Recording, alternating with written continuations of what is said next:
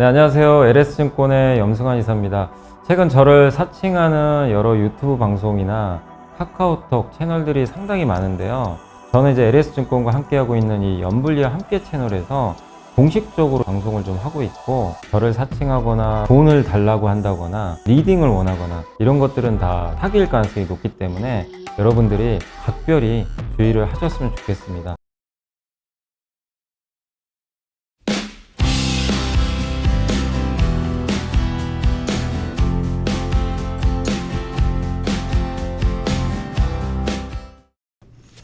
네, 안녕하세요. 2024년 7월 1일, 7월 이제 첫째 날이네요.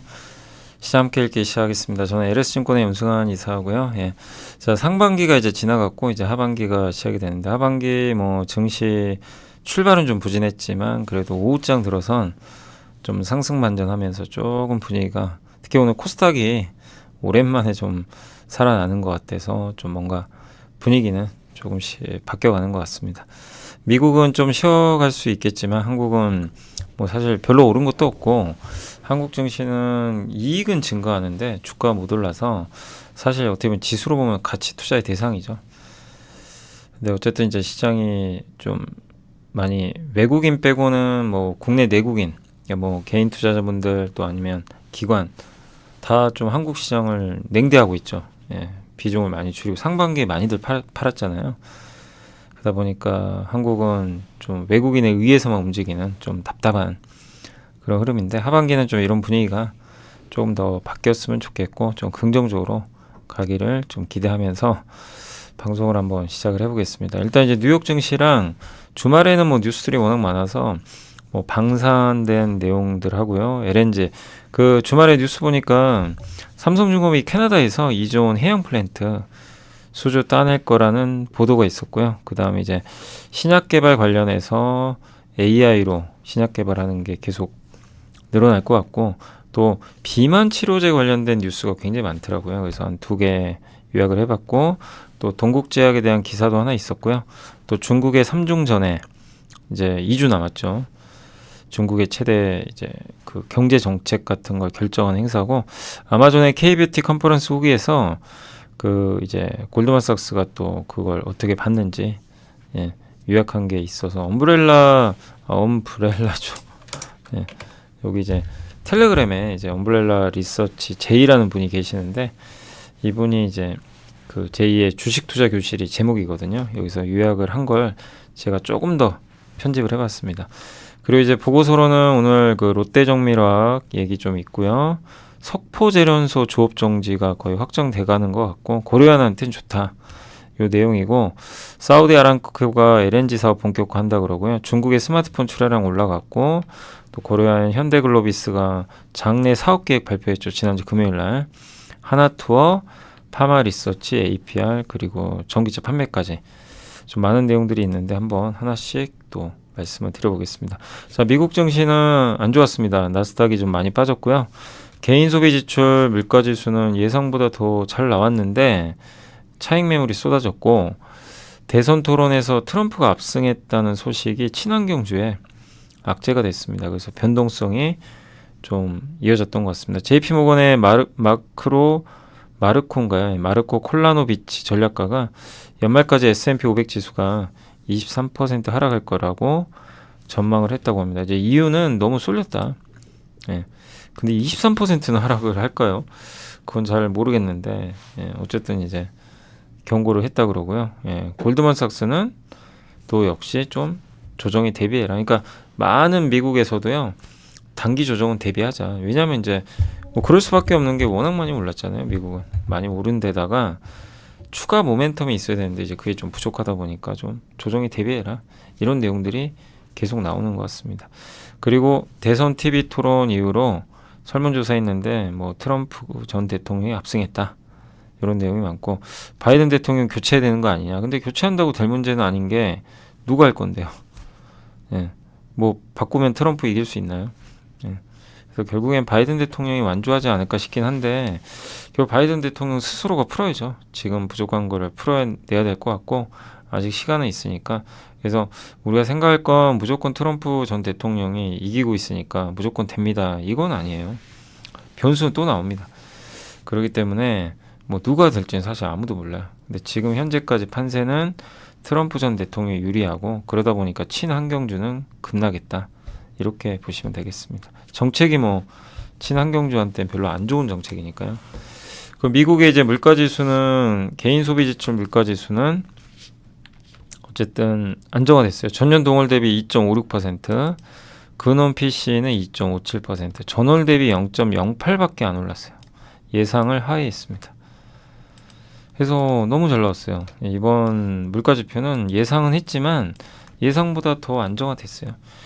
이게 제일 중요합니다. 연준 의장이 제일 중요하게 생각하는 게 슈퍼코, 주택 주거비 제외한 물가예요. 근원 물가. 그게 0.1밖에 안 돼요. 4월 달에 0.28인데 이것도 꺾였어요. 개인 소득은 증가했죠. 소비 지출은 좀 완만하게 둔화하고 있죠. 뭐냐면 소득은 느는데 지출은 조금씩 둔화되고 있어요. 물가를 안정화시키는 겁니다. 그래서 웨스파고도 금리 인하 가능할 것 같다. ING도 연준 피벗 가능성 높다. 다만 이제 메리 데일리 샌프란시스코 연은 총재는 아직 좀 더 봐야 된다. 그 다음에 아주 매파죠. 미셸 보우만 이분도 여전히 금리 인상 더 할 수도 있다. 여전히 우리가 원하는 데이터 아니다. 왜냐면 2%까지 내려가야 된다는 거예요. 그래서 연준 위원들의 반응은 아직까지는 좀 뜨뜻미지근하다. 이렇게 보시면 되겠고, 다만 월가에서는 금리 인하 9월에는 가능할 것 같다. 요 분위기가 확실히 확산되는 것 같습니다. 근데 이렇게 물가지표가 잘 나왔는데도 왜 금리가 올라가냐 이거죠. 원래 금리 떨어져야 되잖아요. 근데 그 이유는 트럼프 전 대통령이 이길 것 같아서, 트럼프 전 대통령이 이기면 또 재정 지출을 늘릴 거예요. 많이. 돈을 많이 푼다는 얘기 뭐죠? 미국 정부가 돈을 풀어요. 채권 발행하는 거죠. 국채를 발행하면 정부가 채권을 찍습니다. 돈 빌려주세요 이거잖아요. 그러면은 그 정부가 채권을 찍어주고, 만약에 내가 산다. 미국의 국채를 사면 나는 채권자죠. 나는 미국에서 미국 정부로부터 이자를 받아요. 근데 어쨌든 이제 미국 정부가 그러면 내가 거기에 돈을 주는 거죠. 그럼 그 돈 가지고 투자를 하겠죠. 재정 지출이 이제 그렇게 해서 늘어나는 건데, 다만 그렇게 자꾸만 채권 발행을 많이 하면 채권의 공급이 증가하고, 채권의 공급이 증가하면 어떻게 돼요? 채권 공급이 늘면 일단 그 가격은 떨어질 가능성이 높죠. 그죠? 그럼 채권 값이 떨어지겠죠. 그죠? 채권은 막 찍어요. 채권 가치가 떨어지죠. 그러면 채권 금리와 채권 가격은 반대로 간다고 많이 말씀드렸죠. 둘은 정반대예요. 채권 값이 떨어지면 채권 금리는 올라갑니다. 그래서 금리가 올라가는 거예요. 그러니까 이제 트럼프 전 대통령이 이게 거의 뭐 이기는 분위기 가니까 이 금리가 이제 일각에서는 야 5%까지 튀는 거 아니야? 막 이제 이랬던 거죠. 또 거기다 엔화가 약해지고 있죠. 엔화가 좀 굉장히 약하죠. 뭐 저도 이렇게까지 엔화가 약할 거라는 상상도 못 해봤는데 지금 역대급 엔저 현상이 이어지고 있고, 그러니까 이제 일본 중앙은행이 아마 개입하지 않겠냐. 그러면 개입을 하려면 달러가 있어야 돼요. 달러를 엔화로 바꿔야, 달러를 팔고 엔화를 사야 엔화가 올라갈 거 아니에요. 그죠? 그럼 그 달러를 일본은 많이 갖고 있어요. 뭐죠? 미국 국채를 많이 갖고 있죠. 많이 투자했으니까. 그럼 국채를 팔아버려요. 갖고 있는 걸 시중에. 그럼 달러가 들어오죠. 미국 국채니까. 그 돈을 엔화로 바꾸면 돼요. 이제 그걸 하겠다는 거예요. 그러면 어떻게 돼요? 미국의 국채를 판다? 여기에 금리 상승의 이유가 나오죠. 아까 말씀드렸죠. 국채 공급이 늘면 가격이 떨어지죠. 공급이 증가하는 건 가격이 떨어지잖아요. 금리 오르고. 근데 국채를 매각해요. 국채를 매각한다는 거죠. 갖고 있는 거 팔아요. 마치 공매도 하는 것처럼. 그럼 그 가격 떨어지죠. 그죠? 가격 떨어지겠죠. 채권값 떨어지면 뭐죠? 금리 오르죠. 그러니까 채권 가격과 채권 금리가 반대로 가는 건 꼭 좀 이거는 머릿속에 담고 계셔야 됩니다. 그래야 이게 이 메커니즘이 이해가 돼요. 그래서 저걸 팔면 금리가 당연히 또 올라가겠죠. 채권값이 떨어지니까. 그래서 이 두 가지 때문에 그러니까 아마 미국 증시 보시고도 그런 생각 하시는 분 계시고, 아니 왜 물가 낮은데 금리 왜 올라갔지? 물가 낮아지면 금리가 떨어져야 되잖아요. 이 두 가지가 작용을 해가지고 미국의 금리가 올라갔다. 이렇게 생각하시면 되겠습니다.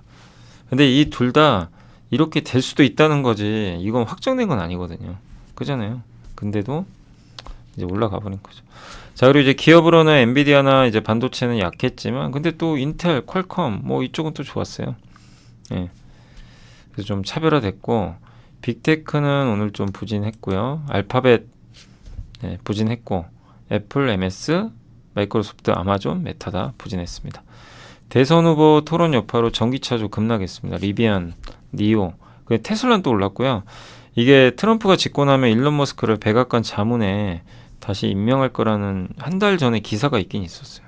뭐 그런지 모르지만 테슬라 집권하는 게 트럼프 집권하는 게 테슬라한테 아주 나쁘진 않을 것 같다. 뭐 이런 내용들도 있는데, 근데 어쨌든 전기차를 싫어하니까 트럼프는 뭐 꼭 호재라고 볼 수는 없는데, 만약에 근데 일론 머스크가 백악관 자문이 되면 또 언제든지 바뀔 수 있어요. 트럼프 성향상 그래 전기차. 그 얼마 전에 그랬잖아요. 나 전기차 좋아한다. 그러니까 이랬다 저랬다 해서 참 헷갈립니다, 사실. 그렇지만 어쨌든 신재생 에너지 파리 기후협정 바로 탈퇴하겠다고 또 선언을 했기 때문에 태양광은 폭락했습니다. 퍼스트 솔라, 엠페 이 회사들이 뭔 잘못인지 모르겠지만 그냥 두들겨 맞아버렸고, 그 트럼프 전 대통령이 당선되면 최대 수혜는 바이오예요, 바이오. 제가 봤을 땐 바이오나 헬스케어 쪽입니다. 그래서 오늘 우리나라에서도 괜찮았죠. 분석을 제가 주말에 좀 해보니까 바이오예요, 바이오. 그 바이오 쪽이 일단은 수혜가 예상이 돼서 오늘 미국에서도 그런 게 이제 이쪽이 좋았고, 나이키는 매출 부진으로 급락했고요. 은행주는 재정 건전성 테스트를 해봤는데 무난히 통과를 했다고 합니다. 그래서 은행주도, 또 은행주는 트럼프 전 대통령 이제 수혜주죠. 그래서 그런 것까지 맞물려서 올라갔다. 그래서 미국 증시는 좀 쉬어갔지만 좀 그 트럼프 전 대통령의 지지율에 따른 관련 기업들의 주가가 움직였다라고 보시면 되겠습니다. 자, 그리고 이제 이 주간 한국에서 나온 이제 건데, 이 김대영 아마 이 기자님이 방산 인사이드라는 걸 쓰시거든요. 일주일에 한 번씩 쓰시나? 그래서 방산주 관심 있는 분들 한번 읽어보세요. 그래서 그 중에 우크라이나에 무기를 직접 지원하면 한국 방산 수혜주는 어디냐, 요 내용인데, 평양에서 북러 정상회담이 열렸죠. 그리고 양국은 한쪽이 무력 침공 받으면 이제 지체 없이 원조하겠다, 군사. 되게 무서운 거죠. 그래서 그 결과 이제 우리 정부는 우크라이나에 대해 한번 직접 무기 지원 카드까지 만지작거리고 있는데, 그래서 풍산 주가가 좀 급등했거든요. 왜냐하면 풍산은 155mm 포탄을 만드는 기업입니다. 탄약 만드는데 저 155mm 탄약이 없어요. 굉장히 부족합니다. 공급 부족이에요. 우크라이나가 155mm 포탄에 블랙홀이 됐죠, 사실. 그래서 우리나라가 10년 동안 생산할 그 포탄 주문을 받았다고도 전하기도 한다고 합니다. 그래서 우크라이나에 직접 무기를 지원한다면 가장 그 빨리 보낼 수 있는 건 이 탄약 아니겠냐, 이렇게 얘기들이 나오고 있는 것 같아요. 지난해 우리 정부는 155mm 포탄 50만 발 등 이 WRSA-K탄을 미국에 간접적으로 지원했다고 합니다. 미군이 이제 1974년도에 그 전시 상황에 대비해서 예전에 우리 군 탄약고에 저 탄을 배치했다고 하는데, 근데 155mm 포탄은 우리한테도 핵심이기 때문에 저거를 지원을 한 만큼 또 채워야 돼요. 그래서 풍산한테는 좋은 거죠, 어떻게 보면.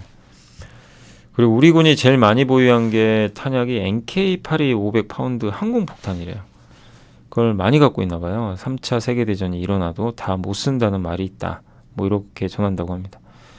또 일부 군 관계자는 LIG 넥스원이 만드는 KGGB 한국형 위성 항법을 통해서 유도 폭탄 만드는 거죠. 그걸 조합을 하면 우크라이나 전에 게임 체인저가 될 수도 있다, 이렇게 언급을 했다고 합니다.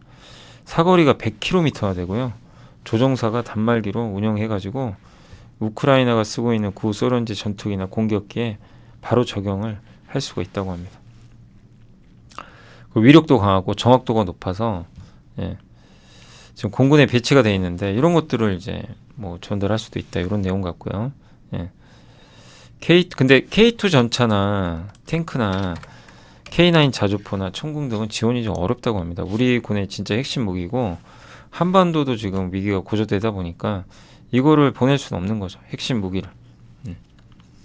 그래서 아마 보낸다고 하더라도 아까 탄약 같은 거, 뭐 유도탄 이런 게 보내지지 않을까 이렇게 그 생각을 하고 있는 것 같아요. 또 우리 군이 예전에 해외에서 도입한 무기 같은 거 있거든요. 프랑스 지대공 미사일, 또 미국산 호크 지대공 미사일, 러시아 옛날에 불곰 뭐였죠? 불곰 프로젝트였나? 예, 뭐였죠? 제 이름이 정확하게 기억 안 나는데 러시아 무기 몇 개 구입한 거 아니 들여온 거 있거든요. 옛날에 예전에 한 꽤 오래됐죠.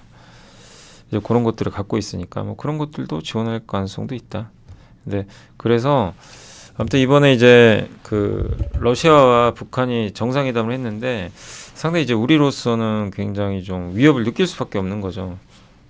두 나라 중에 하나가 타격을 받으면 서로 지원하겠다. 예, 이런 거죠. 뭐 예를 들면 이거죠. 우크라이나가 대대적인 공세를 펼쳐서 러시아를 타격을 하면 북한이 도와준다는 얘기인데 그럼 이거 어떻게 되는 거죠? 예, 굉장히 이제 이게 문제가 커질 수도 있는 거죠. 예, 그래서 결국엔 또 중간에 중국이 또 중간에 있잖아요. 예, 중국 입장도 어떨지도 모르겠고 중국은 사실 이번 러시아와 북한의 정상회담을 굉장히 불편해한다고 이렇게 뉴스가 나왔더라고요. 예. 그러니까 지정학적 리스크는 이게 줄어들진 않는 것 같아요. 그래서 방산에 대한 관심은 꾸준히 필요하지만 다만 단계에 너무 올랐으니까 그 점은 조금 주의는 필요할 것 같습니다.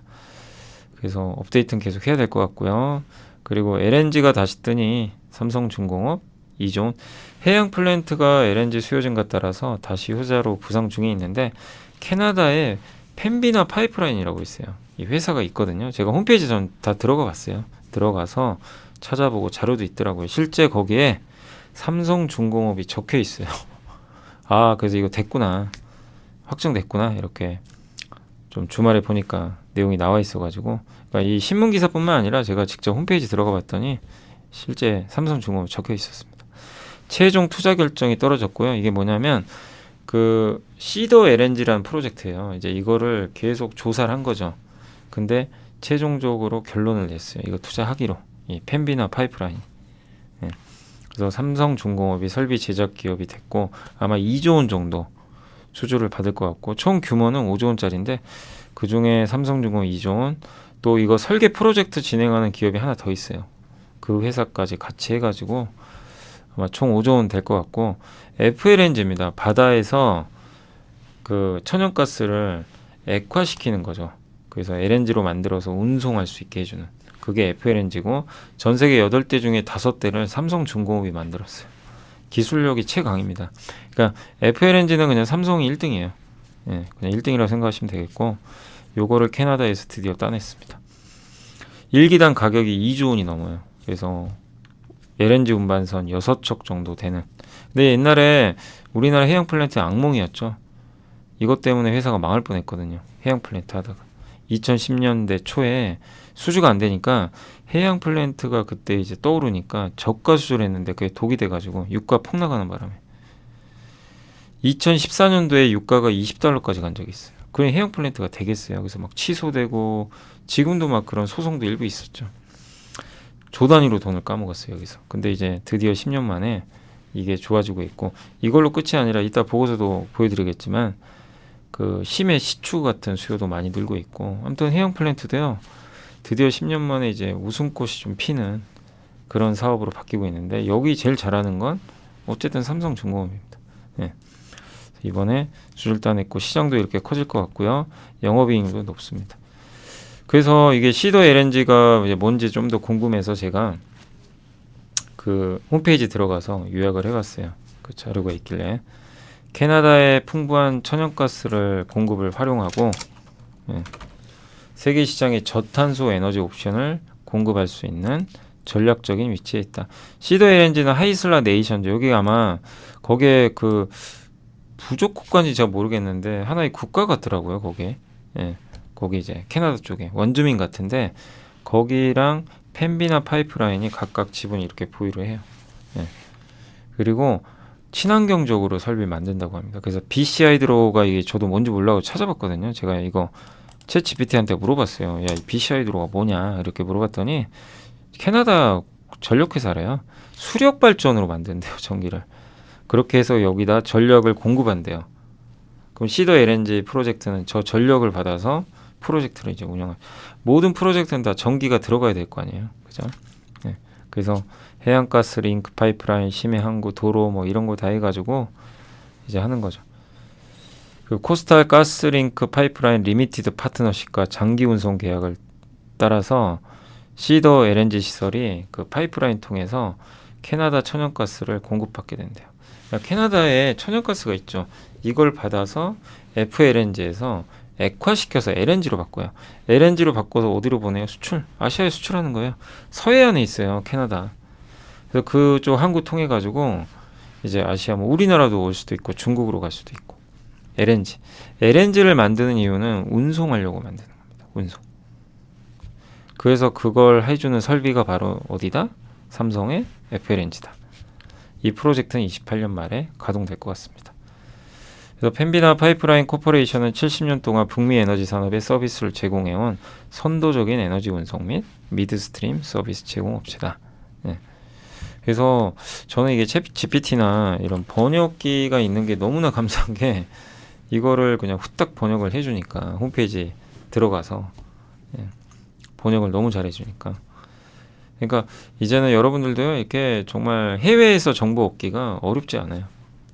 챗GPT나 이런 것만 잘 활용하시면 되게 손쉽게 해외 글로벌 투자 정보도 얻을 수가 있는 것 같습니다. 근데 결국은 그거예요. 이제 누구나 이런 정보 다 얻을 수 있잖아요. 이걸 가지고 아이디어를 내가 어떻게 활용해서 돈을 벌 거냐. 그 싸움이에요. 이젠 정보가 다 평등해지고 있으니까 그거를 얼마나 잘 분석하냐의 싸움인 것 같아요. 근데 어쨌든 이제 여기서 우리가 느낄 수 있는 건 이 해양 플랜트가 여기서 끝나겠냐 이거죠. 그래서 삼성한테도 좋고 삼성의 밸류체인, 해양 플랜트 밸류체인 이쪽도 좋아질 수 있는 거죠. 그러니까 이런 것들에 대한 그러면 조선주 뭐 여전히 괜찮겠구나. 이제 이런 걸 보면서 더 긍정적으로 우리가 바라볼 수 있는 거죠. 여기에 해양 플랜트가 붙을 수도 있는 거죠. 예. 자, 그리고 이제 글로벌 톱10 모두 AI 신약 개발한다. 우리나라에서 AI 조직 신약 업체 중에 대웅, JW 중에 HK 이노벤밖에 없대요. 그래서 우리나라는 아직은 좀 부족한 것 같고 AI 기술 접목하면 신약 개발 시간 당연히 단축시켜주죠. 화이자가 18개월 이내에 19개 의약품을 출시하는 게 목표인데 아니 18개월 동안 19개의 제품을 출시한다고요. 이게 가능합니까? 네, 아마존 웹 서비스에서 제공하는 AI 플랫폼이 있어서 복스라는 게 있어서 가능하다고 합니다. 모더나는 오픈 AI에 협력해서 5월에 자체 생성형 AI 플랫폼 M챗을 출시했다고 합니다. 네. 그러니까 이걸 통해서 신약 개발을 빨리 하는 거죠. 후보 물질을 빨리 찾아줘요. 그래서 암제는 엔비디아의 신약 개발 위한 AI 바이오니모를 도입하고, 예. 그래서 여기에 슈퍼컴퓨터를 아마 구축한 것 같고요. 그래서 신약 개발은 수년 동안 조 단위의 비용을 들여도 1만 개의 후보 물질 중에 한 개만 출시된대요. 그 정도 너무 어려워요. 저걸 AI가 해주면 훨씬 비용도 줄고 시간도 줄겠죠. AI 역할은 그거예요. 시간과 비용 줄이라고 AI가 있는 거예요. 그거 안 그러면 뭐하러 씁니까 AI를, 그죠? 예. 시간 비용. 아까 제가 저 판비나 저 회사를 제가 어떻게 알겠어요, 그죠? 저 회사 들어가서 캐나다까지 들어가가지고, 그죠? 예. 홈페이지 보고 그거를 이제 가져다가 요약이야 뭐 하겠지만 번역을 해야 될 거냐. 근데 번역하는데 당연히 시간 오래 걸립니다. 뭐 제가 원어민도 아니고. 근데 그 내용을 이 AI 딱 맡겨주면 얘가 그냥 번역을 진짜 한 2초만 해줘요. 딱 놓고 2, 3초면 끝나요. 쫙 뽑아줍니다. 그러면 그걸 내가 다시 한번 요약하면 되는 거죠. 얼마나 시간이 줍니까? 그게 이제 AI 역할이에요. 근데 여기도 마찬가지. 신약 개발도 AI의 역할이 명확히 드러나고 있습니다. 저게 안 되면 쓸 이유가 없는 거예요. 그러니까 AI는 저런 이유 때문에 이제 필요한 거죠. 이게 여러 분야로 가고 있다. 이렇게 보시면 되겠습니다. 그래서 우리나라에도 의료 AI 기기 관련된 기업들 몇 개 있잖아요. 거의 주가 좀 부진했지만 방향은 명확하다는 거죠. 경쟁력만 있다면. 그 다음 또 한 가지 이제 제약바이오의 트렌드는 그 100조 비만약 시장이죠. 노보노디스크의 당뇨병 치료제 오젬필, 이게 이름이 아마 위고비죠. 위고비가 일론 머스크가 써가지고 13kg 나 감량했다 이러면서 이제 화제가 돼서 그때부터 뭐 난리가 났죠. 오젬픽, 위고비는 GLP-1 호르몬. 저걸 이제 모방한 거예요. 유사체라 그래. GLP-1 유사체라고 하는데 저게 혈당 수치를 낮춰주는 호르몬이에요. 저거랑 비슷한 물질을 생성시켜 주는 거예요. 이 비만 치료제라는 거. 그래서 혈당 수치 낮추고 식욕을 억제시켜 버려요. 밥맛 없게, 입맛 없게 만들어 버립니다. 그래서 이제 그 살이 안 찌게 하는 거죠. 그래서 이 시장은 앞으로 2030년까지 무려 성장률이요 31.3. 세계 비만 인구는 계속 늘어날 걸로 보고 있고 미국에서는 비만을 질병으로 분류해 버렸어요. 그리고 위고비하고 지금 경쟁하는 게 일라이릴리, 제파운드죠. 여기는 22.5% 감소. 한국에서는 그 지난해 11월 미국 FDA 승인을 획득했고 우리나라는 아직 출시가 안 됐고요. 당뇨 치료제로만 승인을 받았어요. 근데 아마 한국에도 나오겠죠. 또 우리나라에서 한미약품 HK이노의 동아ST가 하고 있고 한미약품이 지금 에페나글레타이드 임상 3상 진행 중이고 26년에 끝나요. 그러니까 이제 이게 한국형으로 나올 텐데 위고비처럼 주 1회 하는 거고 3,000당 제약은 먹는 비만약 개발을 이제 하기 위해서 자사주 매각을 했다고 합니다. 그러니까 이제 비만약 시장은 많이들 준비하는 거고 이제 먹거리가 되는 거죠. 제약바이오. 조선일보는 굉장히 긴 조선일보 이제 보통 금요일 판에 이제 위클리라 그래가지고 굉장히 긴 경제지만 따로 나오거든요. 예. 그래서 저는 이제 그 내용들을 꼭 읽어보는데 이번에는 그게 나왔어요. 기적의 비만약. 예. 그래서 굉장히 길어서 한번 읽어봤는데 여기입니다. 굶주렸을 때 배고픔은 악마와 같다. 배고픔은 뇌의 가장 오래되고 원시적인 부분에서 깨어나 원하는 것을 얻을 때까지 다른 신경. 여러분도 그러죠. 배고플 때. 우리 매번 배고프잖아요. 근데 예, 저거 먹으면 안 되는 거 알면서도 먹을 때가 있어요. 예, 진짜 악마 같은 거죠. 예, 단 게 먹고 싶을 때 밤에 자기 전에 먹으면 안 되는데 먹게 되는 경우. 그죠?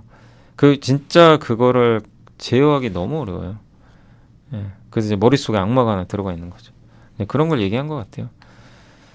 예, 근데 이 세계적 신경학자인 브래드퍼드 로엘 하버드대 메디컬 스쿨 교수가 배고픔을 그래서 악마라고 지칭했다고 하는데 이 무서운 배고픔을 마음대로 조절할 수 있는 리모컨 그게 바로 비만 치료제 GLP-1 유사체. 저게 나오면 저게 몸속에서 그 이제 분비가 되면 먹고 싶은 의욕이 떨어지는 거죠.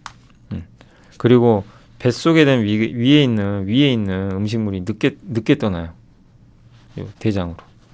그러면 이제 여기 배가 부르니까 안 먹게 되죠. 그죠? 네. 그래서 그 목적이에요. 그래서 이게 이제 만병통치약이다 이렇게 나왔고 비만 인구는 점점 늘어나고 비용도 많이 들고 예. 그리고 280만 명 정도가 죽는데요. 연간 비만이나 과체중 때문에. 그러니까 심각한 거죠 이것도. 그래서 인슐린 분비자극 호르몬이고 체내에서 금방 분해되는 성질에 근데 이 GLP-1이 금방 분해해서 없어지니까 또 시간 지나면 배가 금방 우리가 고프죠. 그래서 또 먹는 걸 찾게 되고 예. 그래서 그거를 이제 몸에다 뿌려주는 거죠. 예. 식욕을 못 느끼게 하려고. 근데 이 약을 처방받다 보니 배고픔을 잘 못 느끼고 살이 쭉쭉 빠지는 의외의 효과가 나와서 이제 비만 원래 당뇨 치료제인데 비만으로 넘어간 거고 근데 이게 여기서 끝나는 게 아니라 이게 왜 만병통치약으로 불리냐면요. 이게 혈당 조절, 체중 감량뿐만이 아니라 심장, 신장 질환 여기까지도 가는 거예요. 이거에도 효과 있다고 실제 임상 데이터가 나와버렸죠. 예. 그리고 이 쾌감, 즐거움과 같은 도파민 분비도 억제해서 니코틴, 마약에 대한 욕망까지도 억누를 수도 있대요. 뭐 그런 얘기도 나왔고요. 예. 그리고 술 생각을 사라지게 하고 예. 술 섭취량이 줄어들 뿐 아니라 진짜 그런 건가요? 그것까지는 모르겠지만 예. 그리고 알코올 사용 장애가 있는 사람들에게 이 약을 투약을 하면 술과 관련된 이미지를 보여줘도 덜 반응한대요. 그리고 배나 대마초 흡연 욕구를 줄여주는 것도 지금 연구 중에 있다고 합니다. 예. 그러니까 인간의 욕망을 아예 다스리는 거 아니에요. 그러니까 배고픔에 대한 욕망뿐만 아니라 술과 담배, 마약까지. 예. 진짜 그런지는 좀 지켜봐야 되겠습니다만. 그 치매와의 전쟁에까지 참전했대요. 치매가 정말 무서운 병인데 이걸 정복한다면 굉장히 좋겠죠. 사회적 비용이 굉장히 많이 드니까. 예. 그래서 당뇨병 치료를 위해 알츠하이머 이거를 발병 확률을 봤더니 30% 정도 낮다는 연구 결과도 나왔다고 합니다. 파킨슨병도. 예. 그래서 정말 이게 사실이라면 정말 만병통치약이 되는 거죠. 예. 그래서 GLP-1 유산체 기반 약물은 혈당이 지나치게 높아지는 걸 막고 뇌 신경세포를 보호하는 효과도 있다. 이런 내용까지 나와 있다고 합니다. 난임 치료에까지도 활용될 수도 있다. 예. 비만은 여성의 배란을 방해하고 난자의 질 저하, 자궁 내막 상태 악화 등을 초래하는데 체중 감량은 임신 가능성을 획기적으로 높인다. 예. 그러니까 체중이 이제 줄어들면서 임신 가능성을 높여준다는 얘기죠. 예. 근데 이제 비싸잖아요. 그래서 불만들이 좀 많죠. 좀 가격이 인하돼야 되는데, 근데 이게 180에서 한 달에 180에서 200만 원 정도 든다고 합니다. 근데 국내에도 만약에 비슷하게 출시되면 이제 한 달 약간 200만 원이면 이거 하기 만만치 않죠. 예. 그리고 구하기도 좀 어렵고요, 아직은. 예. 그래서 노보노디스크의 오젬픽, 위고비, 일라이릴리의 마운자료 지금 아직 국내에는 아직 공급은 안 돼 있습니다. 예. 미국 등 총 8곡인데 아마 들어오겠죠. 들어올 거는 같은데, 예. 어쨌든 싹센다는 이제 그 전에 나온 거예요. 근데 이거는 매일 해야 돼요. 이거 불편하죠. 그래서 어쨌든 우리 한국에서도 지금 한미약품이나 몇몇 갭들이 만드니까 몇 년 후에는 더 대중화돼서 가격은 낮아지겠죠. 그런 날은 올 것 같은데, 과연 이제 관건은 이게 진짜 만병통치약인지 봐야 되겠지만 어쨌든 굉장한 효과가 있는 거는 임상을 통해서 많이 밝혀지고 있는 것 같습니다. 그러니까 우리가 제약바이오 시장 꾸준히 이런 트렌드도 공부하시면 좋겠고, 그래서 요즘에 펩트론이 잘 가잖아요. 펩트론이 약물이 오랫동안 머물 수 있는 아마 그 기술 갖고 있는 걸로 알고 있는데, 예. 어쨌든 그래서 최근에 갑자기 급등하고 있더라고요. 예. 그래서 계속 우리가 이런 것들도 좀 트렌드가 어떤 건지 한번 공부를 해볼 필요는 있고, 한국에서도 꼭 좀 비만 치료제 만들어서 약가를 좀 낮췄으면 좋겠네요. 자, 그리고 이제 동국제약도 기사가 나와 있는 게 있는데 올해 최대 매출 기록할 거다. 예, 이런 내용이고, 센텔리안 24 요게 이제 그 마데카 크림이라고요. 그 이제 화장품, 예, 입니다. 피부 주름 개선해주는 화장품. 그리고 뷰티 디바이스 마데카, 예. 그 이름이 뭐였죠? 예, 뷰티 디바이스. 그러니까 이 회사도 마데카 크림 말고 이제 그 홈 뷰티죠. 그러니까 APR이 만드는 그 기기랑 가정용 의료기기, 예, 만들어서 공급을 했고, 올해 200억대에서 올해, 예, 500억대까지, 예, 늘어날 걸로 보고 있고요. 그 다음에 APR이 되게 잘하는 게 기기를 자체적으로 자기네가 직접 만들어요. 근데 동국제약도 그래서 이번에 위드닉스를 인수해버렸대요. 그래서 뷰티 디바이스 세이스킨과 식기살균 건조기 하임셰프 요 브랜드를 갖고 있는데, 요거 직접 이제 개발하고 생산 유통까지 하는 회사거든요. 그러니까 내재화 시키는 게 있다는 거죠. 약간 이제 APR 모델을 좀 따라가는 것 같습니다. 동국제약이나 APR하고 좀 비슷한 게 뭐냐면 둘 다 가정용 피부 미용 의료기를 하면서 화장품도 하고, 물론 동국제약은 원래 본업은 제약이죠. 예. 그리고 동국제약의 단점은 매출 성장은 좋은데 마케팅비가 좀 많아가지고 그게 좀 아쉬웠는데, 이제 최근에 좀 마케팅비는 안정화됐고, 물론 또 뷰티 디바이스도 나오니까 또 광고비가 늘 수 있어요. 그건 지켜봐야 되겠지만 그래도 그 이상의 매출이 나오니까 올해는 조금 더 성장하지 않을까 이렇게 보고 있는데, 계속 숫자 봐야 돼요. 1분기는 좋았는데 이제 8월에 발표된 2분기 실적도 한 번 더 확인하면서 계속 APR도 있고 가정용 피부 미용 의료기기에서 그 다음 타자로 많이 부각은 되고 있으니까 꾸준히 또 업데이트를 해봐야 될 것 같습니다.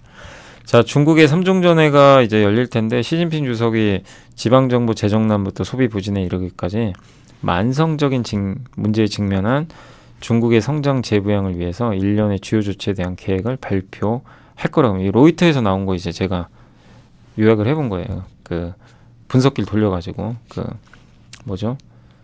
그 번역기에. 그래서 그의 해결책은 이제 7월 중순에 베이징에서 열리는 5년마다 열리는 3중전회에서, 여기 3중전회가 5년에 한 번씩 열려요. 저번에 한번 설명해 드렸죠. 근데 여기서 어떤 정책을 내놓을지 몰라요. 1978년도에 정사호핑, 1993년도에 덩시어핑. 여기서는 특징이 뭐였냐면 중국을 개방시켜 버렸어요. 자본주의를 도입했어요. 그래서 중국 경제가 급성장을 하게 됐죠. 그게 삼중전회에서 결정이 됐는데, 근데 시진핑의 삼중전회가 기존에 2번 열렸거든요. 그땐 다 뭐였죠? 규제 쪽이었어요. 규제나 중국몽, 중국이 1등 해야 된다. 미국과 경쟁하겠다는 거죠. 예. 근데 이번엔 아마 바뀌지 않겠냐. 고품질 발전. 숨지으면서 미국 눈치 보면서 발전을 시켜요.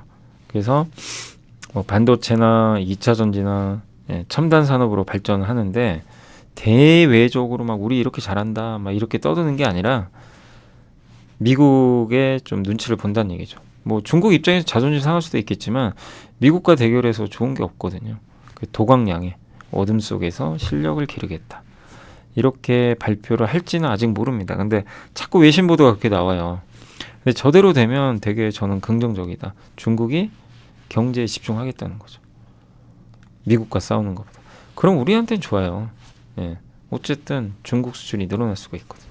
중국이 소비 부양하고 내실을 다지겠다는 건 상당히 좋죠. 그리고 다른 나라와의 경쟁도 좀 자제하겠다는 거잖아요.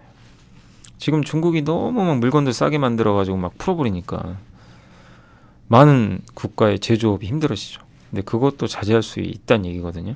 근데 실제로 그런 메시지를 줄 수도 있다고 합니다. 예.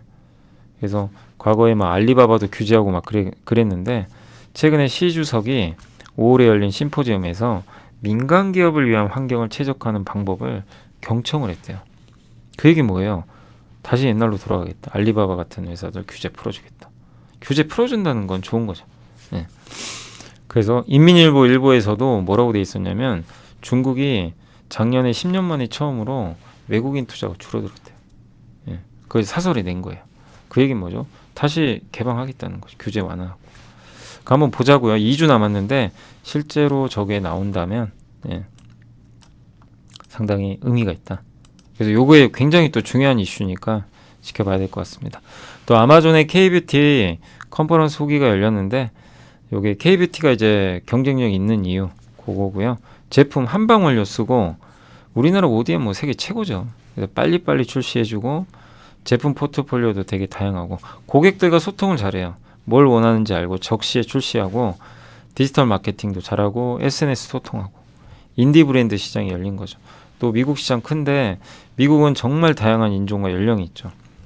근데 거기서 스킨케어가 요즘에 인기가 많습니다. 우리나라 뭐 사람들 피부 보고 되게 부러워하잖아요. 예. 깨끗하고 하얘니까. K뷰티 시장 규모가 그래서 앞으로 26년까지 2배 성장할 걸로 보고 있고, 일본이 22년부터 우리나라가 1등했죠. 일본 화장품 수입 1위가 한국이죠. 아마존이 23년 아마존 K뷰티 매출이 무려 78%. 아니 이러니 아마존이 우리 한국 가가지고 지원하겠습니다 이러는 거죠. 그러니까 이런 그 트렌드가 계속 이어진다는 거 염두에 두시면 좋겠습니다. 자, 그래서 이제 주요 이슈들도 워낙 많아서 뭐 중요한 것들만 한번 다뤄봤고요.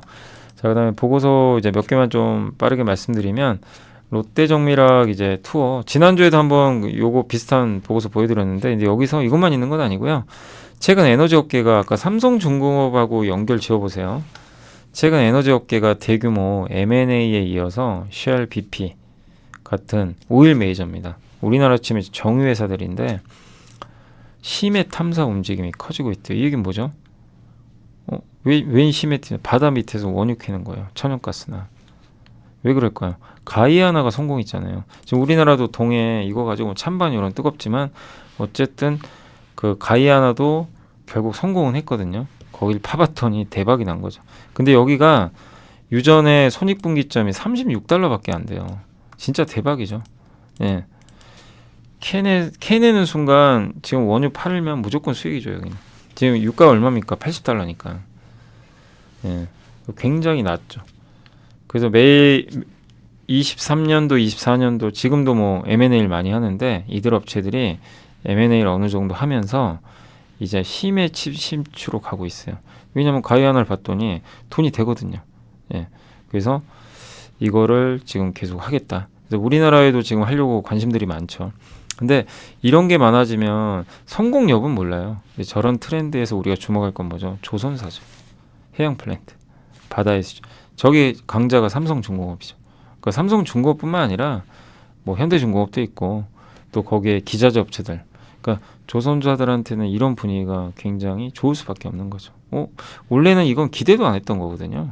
심해 시추하고 막 이런 거는 그냥 몇 년간 잊혀진 산업이 돼버린 거예요. 근데 이제 조선업체들한테 새로운 또 뭔가 기회가 또 생기는 거죠. 오일 메이저들이 하고 있으니까. 이제 그거를 이제 보시면 되겠고, 또 석유화학 제품, 합성고무 원료, 부타디엔, SBR 합성고무 이게 다 가격이 오르고 있습니다. 그래서 석유화학 쪽 괜찮아 보이고요. 예. 그러니까 주가는 못 갔지만 이쪽 분위기 자체는 괜찮아요. 그리고 롯데정밀화학 투어가 있었는데 그린 소재 매출 비중은 30%인데 영업이익이 80% 알짜입니다, 진짜. 메셀, 햇셀로스는 건설 쪽. 근데 식의약용 있죠. 요게 좋은 게 애니코트, 애니에디. 요게 알약 코팅하는 거 있죠. 예, 끝에. 그 다음에 캡슐, 베이커리, 식물성 대체육류.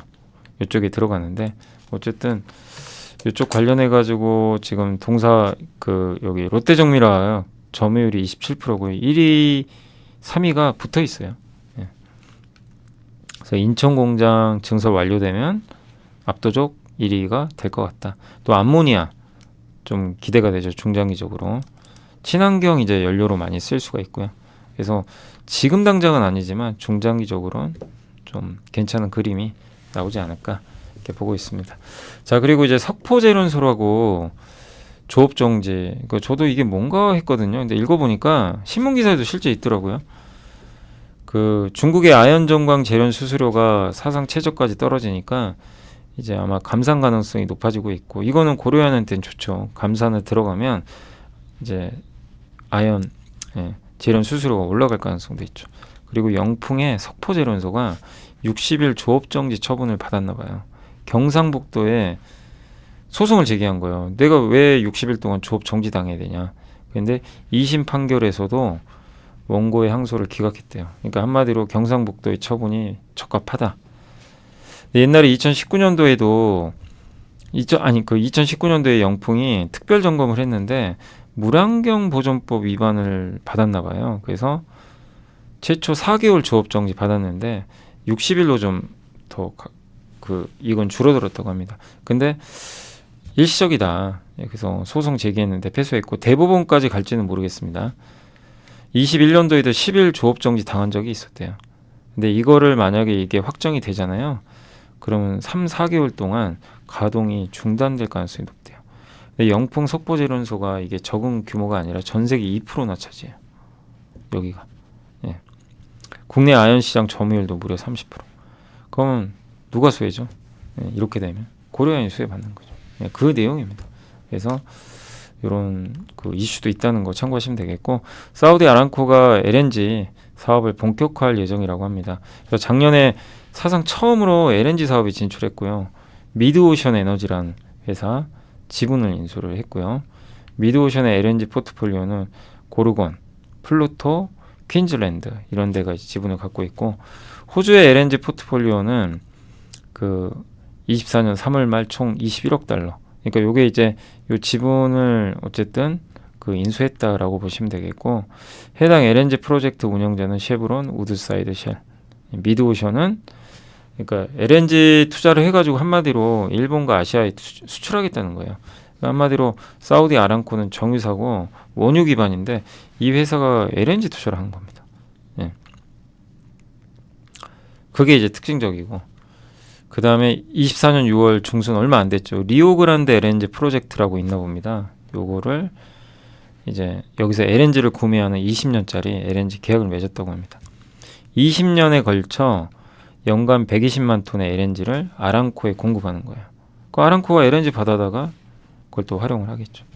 그 정유회사가 바뀌고 있어요, 지금 뭔가. 예. 원유만 하는 게 아니라. 그리고 이 해당 프로젝트는 탄소 포집하는 기술도 같이 활용을 할 거라고 합니다. 예. 그리고 쉘은 또 아람코 제치고 싱가포르 가스 업체 지분 인수에 성공을 했고요. 예. 아랍에미리트도 LNG 사업 확장하고 있고, 아랍에미리트는 지금 LNG 규모를 앞으로 2배 이상 늘릴 거라고 합니다. 인도 정부도 LNG 규모를 지금보다 2배. 다 공통점은 뭐죠? LNG 투자를 늘리겠다는 거죠. 예. 그 이유는 단기적으로 데이터 센터에서 전력 수요 급증에 대응을 하고, 중장기적으로는 탈탄소와 동남아에서의 석탄 대체, 친환경 목적도 있고 전력 수요 목적도 있는 거죠. 네, 참고로 여기 요 사업 있잖아요. 아까 말씀드린 요 리오그란데 트레인, 요거는 넥스트 디케이드라는 데서 아마 하는 걸로 제가 알고 있거든요. 여기 아마 적혀 있더라고요. 근데 이 넥스트 디케이드 지분을 최근에 누가 인수했죠? 여기 요 회사 하나오션이 인수했잖아요. 그죠? 하나오션하고 하나 에어로스페이스가 2주 전이었나? 공시 한번 제가 설명해 드렸잖아요. 거기랑도 연결되죠.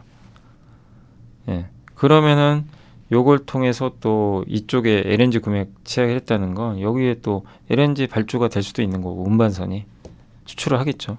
예. 중동 지역에.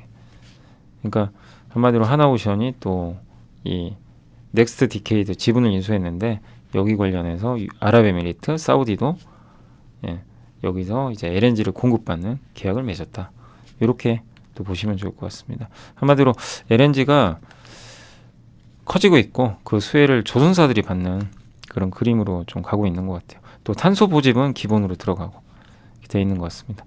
또 단기적으로는 이제 LNG 관련 산업재, 조선기자재, 탄소 포집, 중장기적으로는 가스 처리나 유틸리티, 민간 발전도 좋은 게, 중장기적으로는 러시아에서 중국으로 PNG, 이거는 파이프라인 통해서 가는 거예요. LNG가 아니라 선박이 필요 없는 거죠. 그래서 러시아에서 중국으로 가는 거는 가스 파이프라인으로 가는 그런 걸 확대하니까 29년, 30년에는 LNG 여력이 좀 떨어질 수도 있대요. 구매 여력이. 뭐 아직은 못 얘기지만 그럴 가능성도 있다. 근데 그건 또 그때 가봐야 되겠죠. 그런 중장기적인 얘기도 있으니까 한번 지켜봅시다. 지금 당장은 뭐 그거보다는 LNG가 어쨌든 대세고 많은 운반 수요가 꾸준하게 이뤄질 가능성은 이런 데이터를 보면 있지 않을까. 중동이 진출한다는 게 좀 상당히 생소한 그런 그림인 것 같습니다.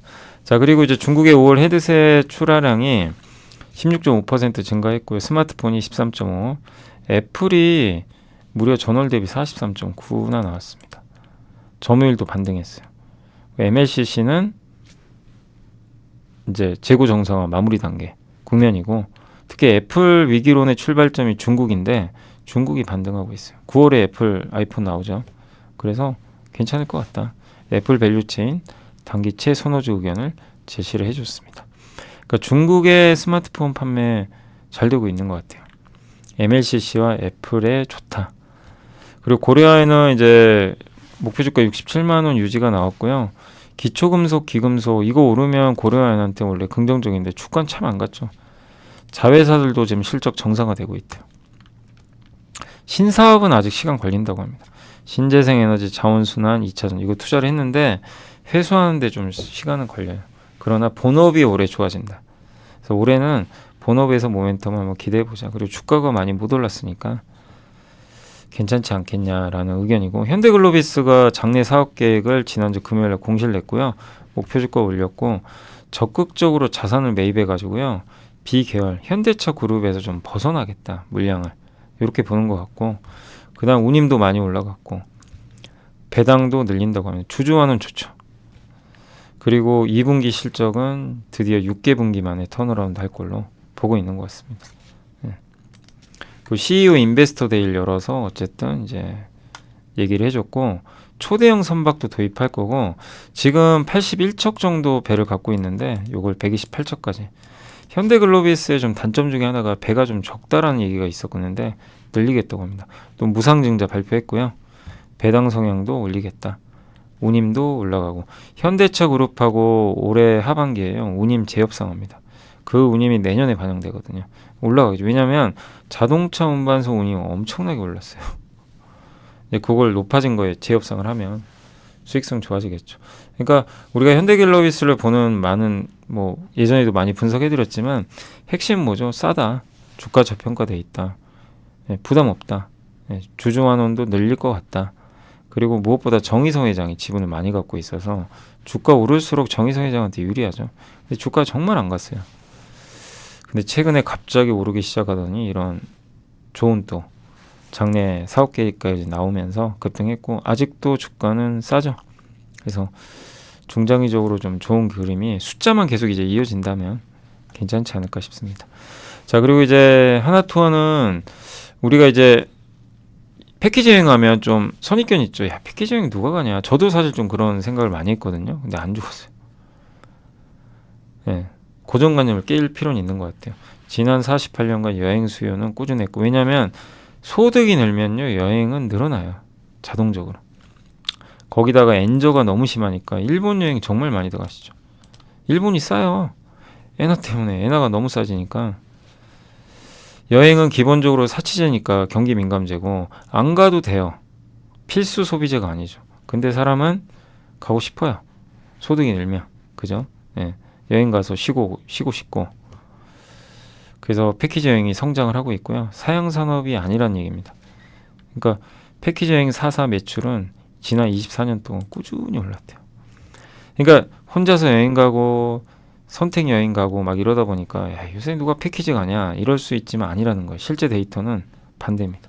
이유는 일단 여행을 많이 가는 데다가 우리나라 소득은 느니까 고령화 때문에 특히 이제 50대 60대 분들은 패키지 여행을 선호하거든요. 근데 지금 출산율이 낮죠. 노령화죠. 이 두 가지는 뭐냐면 패키지 여행의 주 고객층은 중장년층이죠. 거기에 맞는다는 얘기예요. 그리고 패키지 여행을 안 가려고 하는 분들의 대부분은 그 관광할 때 그걸 붙이죠. 그 뭐죠? 쇼핑. 예. 근데 그것도 제외한 상품들이 요즘에 많이 나오죠. 그리고 2008년도에 60세 이상 가구주의 월 평균 소득이 223만 원인데 15년 지났잖아요. 지금 493만 원으로 이렇게 소득이 늘었어요. 15년 동안. 네. 그러니까 전반적으로 장년층이 조금 부유해진 거 아니야. 그러니까 여행을 가지 않나. 아니 소득이 없는데 여행 갈 수는 없는 거죠. 그래서 패키지 여행을 꺼렸던 이유는 단체 쇼핑인데 이것도 이제 제거한 상품들이 나오기 시작합니다. 그리고 비싼 이게 패키지도요 급을 나누죠. 세이브, 스탠다드 가격별로. 그래서 아마 프리미엄이나 스탠다드는 그 쇼핑을 강요할 수 없게 그게 들어가 있는 것 같더라고요. 대신 가격은 좀 더 비싸죠. 그리고 그 중고가 패키지 비중이 많이 늘었고 온라인 채널 비중이 많이 늘고 있어요. 오프라인은 수수료를 많이 줘요. 7, 9%. 온라인은 3%. 온라인이 많이 판매가 되면 비용이 주는 거죠. 출국자도 지금 점진적으로 회복되고 있고 21세에서 30세 출국자는 83%가 회복됐는데 51에서 60세 출국자는 77%니까 중장년층이 아직은 덜 회복됐죠. 그러니까 이것도 패키지 여행 수요가 더 늘어날 수 있다는 반증인 것 같습니다. 그래서 여행주들 참 주가 못 갔지만 데이터상은 괜찮지 않나 이렇게 보여집니다. 그런 내용이니까 한번 참고하시면 되겠고 파마리서치도 요즘에 많이들 뭐 이렇게 글들이 올라오더라고요. 뭐 블로그나 이런 데서도. 근데 상상인증권에서 보고서가 나왔고 실적 좋을 것 같고요. 리엔톡 쪽 의약품 이쪽이 크게 성장할 것 같고 그 다음에 의료기기 쪽도 특히 내수도 한 25% 성장할 걸로 전망을 하고 있습니다. 수출은 전년 수준 유지가 된 것 같고요. 예, 의료기기 부분은 18.3% 성장할 것 같다. 화장품도 같이 해요. 그러니까 이게 API가 좀 비슷해요. 화장품 하면서 의료기기. 의료기기 뭐죠? 여기 그 리쥬란 여기다 이제 얼굴에다 주사 놓고 거기다 연어 생식세포 넣죠. 효과가 정말 좋다고는 하는데 너무 아프다. 예. 효능이 워낙 좋아서 많이들 하시는 것 같습니다. 거기에 화장품까지 잘 팔리고 있는 거죠. 그리고 PER 16배. 요새 의료기기랑 화장품 같이 해서 하는 회사들이 좀 많이 부상되고 있죠. APR, 동국제약, 여기 파마리서치까지. 대부분 다 피부랑 연관이 돼 있죠. 그리고 APR도 또 보고서가 나왔는데 뭐 이제 우리 워낙 많이 봐가지고 잘 아는 기업이죠. 그래서 자체 개발하고 있고 홈뷰티 국내 압도적 1위고 메디큐브가 화장품이죠. 유재석 씨가 광고하고 있죠. 자사몰 위주의 확장에서 벗어나서 실리콘2하고도 협업하고, 실리콘2는 이제 글로벌 B2B 화장품 유통상이죠. 유통. 예. 또 중국 라이브 커머스 통해서 확장할 계획도 있고, 또 내재화를 했죠. 그래서 원가를 32% 절감했다고 합니다. 그 증설도 하고 있고요. 지금 240만 대까지 생산 가능한데 내년에는 800만 대까지. 근데 한 가지 주의하실 건 아직 좀 남았는데요. 8월 말에 48만 주 해제된대요. 보호에서. 보호에서 보통 해제되기 전에 한번 빠지죠. 그럴 수 있다는 정도. 근데 저게 대세를 바꾸진 않아요. 보호해수 물량 올해도 기억나시죠? 그거 풀리고 나서 다 날아가 버렸죠. 주가. 그러니까 그거 풀리기 전에 오히려 주가 좀 눌리고, 그리고 내년 2월이 좀 이때가 조심하세요. 그러니까 저는 8월은 물량이 많진 않아요. 어느 정도 유인하시되 제일 리스크는 내년 2월에 33%가 풀려요. 이때는 좀 충격을 받을 수는 있습니다. 다만 저거 이제 대주주 물량이 풀리니까. 근데 여기 대표이사가 대주주가 지분 갖고 있잖아요. 그거를 뭐 풀린다고 팔겠습니까? 그죠? 그러진 않을 것 같고. 그래서 저게 많이 풀리지만 실제로는 물량은 많이 안 나올 거예요. 대주주가 갖고 있는 물량이니까. 근데 어쨌든 이런 물량들이 풀릴 수는 있다. 그 정도로 생각하시면 되겠습니다. 자, 전기차 데이터가 나왔는데 하나증권의 송선재 연구원님이 글로벌 전기차 시장에서 중국 비중은 압도적입니다. 예. 중국이 1등인데 자국 시장의 고성장을 활용해서 계속 수출을 하고 있죠. 예. 그리고 한국 완성차들은 상대적으로 전기차에 좀 부진한 편이라고 합니다. 근데 올해 하반기에 전기차 공장이 완공되니까 요건 한번 기대를 해봐야 되겠고, 다음 어쨌든 배터리 회사들이 참 주가 오르기가 만만치가 않은 게 구조적으로 올라야 되는데 중국 제외한 글로벌 전기차 판매가 2%밖에 못 늘었대요. 요게 좀 아쉽죠. 네. 요게 두 자릿수 늘어는 중국 빼고, 네. 그 데이터가 좀 빨리 나와줘야 될 것 같습니다. 자, 그리고 실적 추정치는 그 상향된 업종은 요겁니다. 유명관 연구원님이 적어주신 거고요. 제가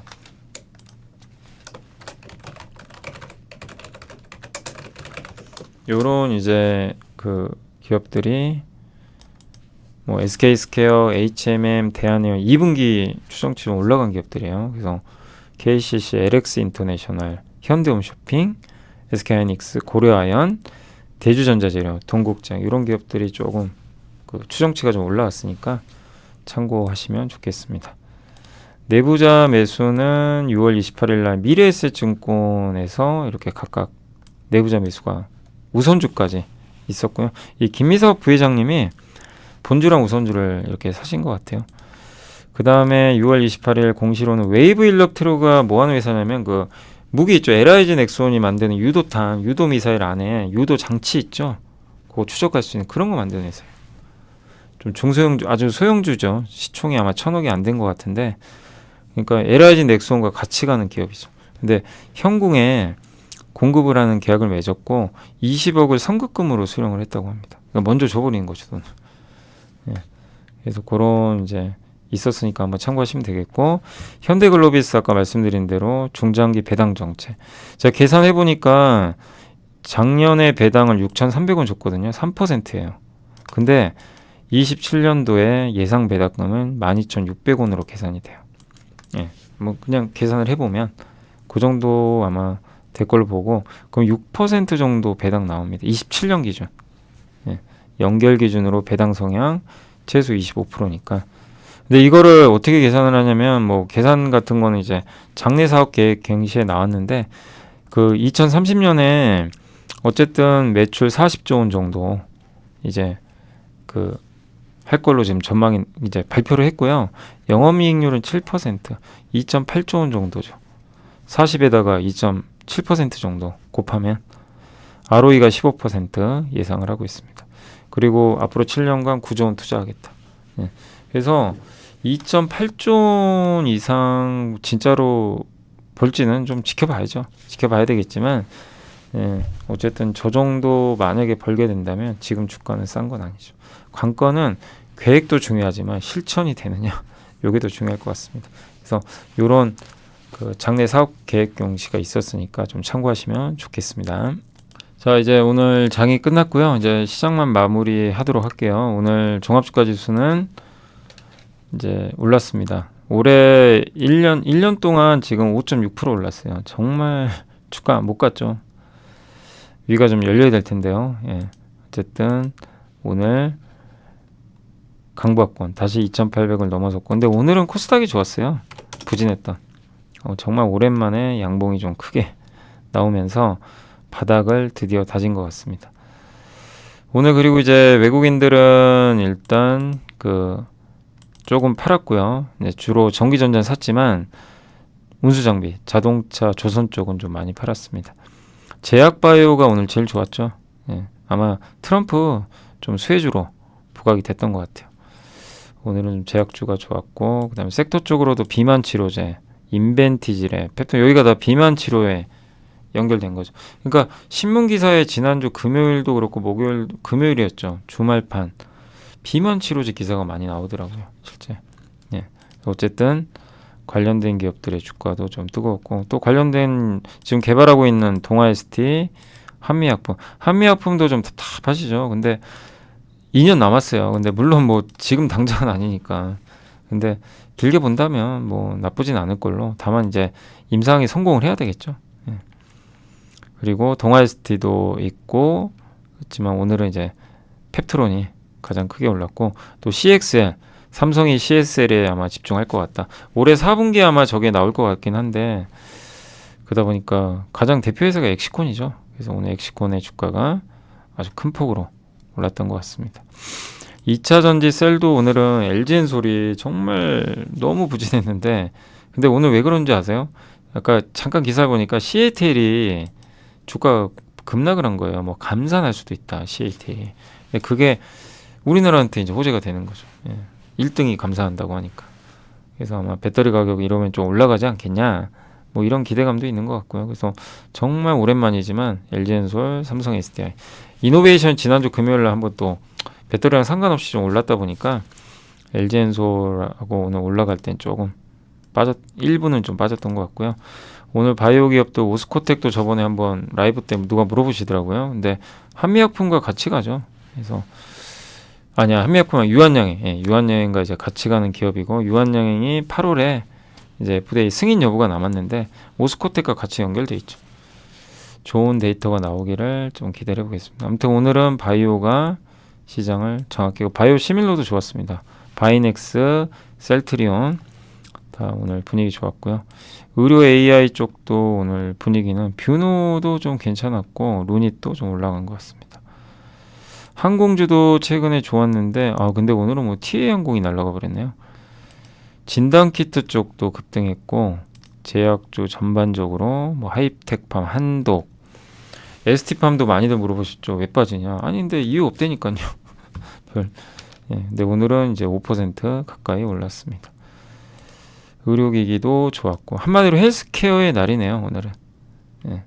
카메라 모듈도 오늘 데이터가 좀 스마트폰 쪽 좀 잘 나왔고, 건설주도 오늘 오랜만에 현대건설이 좀 올랐고요. 조선주는 여전히 견조한 것 같아요. 네, 많이 올랐지만 특히 삼성중공업 아까 말씀드린 대로 그 수주 기대감 좀 있지 않나 싶고요. 보톡스 쪽도 좋았던 것 같습니다. 특히 오늘 2차 전지도 대부분 좋았고, 소재 특히 솔루스, WCP, PI 첨단 소재, 엔캠 뭐 할 것 없이 고르게. 오늘 솔루스는 배터리로 갔다기보다는 그 AI용, 예, 거기 들어가는 동박인가요? 아마 그쪽으로 저도 알려져 있는 것 같은데, 그죠? 엔비디아 AI 가속기용, 그죠?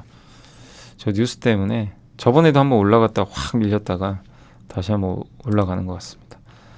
그래서 배터리로 갔다고 보긴 좀 어려울 것 같고, 온디바이스 AI에서 오랜만에 퀄리타스, 칩셋 및 좀 부진했던 기업들이 반등을 해줬고, 조선기자재도 견조한 모습을 이어가는 것 같습니다.